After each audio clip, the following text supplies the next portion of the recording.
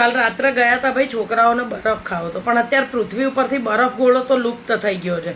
અત્યારે ઉકેડો ગોળો અને ઉકેડો ડીશ ચાલુ થઈ છે. એટલે એક નવરી નાની રીલ જોઈ હતી અમે, અને તું જોવે તો એવા મોઢા કરે આ લોકો ખાતી વખતે, અને ઘેર જઈને ભલે ઓગતા હોય. પાછા શું કે આ અમદાવાદમાં પહેલી વાર જોઈએ એવા કલર, ફ્રૂટ, સિરપ, ઓરિજિનલ ફ્રૂટમાંથી બનેલી સિરપ. હવે પડ્યો રે ને નવરીના છાનો માનો. આમ ત્યાં આગળ ગયા ને તો આ ડીશ લઈને આવ્યા ને મેં શું લાયા તો કે છીણ.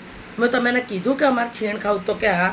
મેં તો આવું રંગબેરંગી કેમ કર્યું તો કે એણે બધા કલર ધપેડ્યા અંદર, અને અંદર આખા ફાલસા ઠોક્યા હતા, અને આખા અંદર સફરજનના ચીરા ધપેડ્યા હતા, અને ઉપર અડધી ટેટી નાખી. અલા મને એમ થયું કે આ નવરીનાઓને છે ને નરકમાં કોડાઈ મારશે ને એ જ ટાઈમે છે ને આ લોકોને તળશે ભેગા કરીને.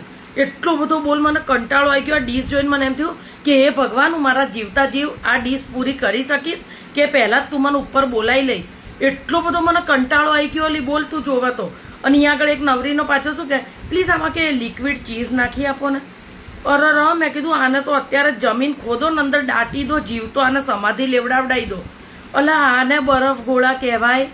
અરે છોકરાઓને ઓરિજિનલ બરફ ગોળો શું કહેવાય ને સમજાવું ને એટલે લોઢાન ચણા બરોબર છે અલી. અને તું જોવે તો આપણે એને કીધું ને કે એક કલર તો નવરીનો કે ના સર તમે અમારી બધી જ ફ્લેવર ટેસ્ટ કરો.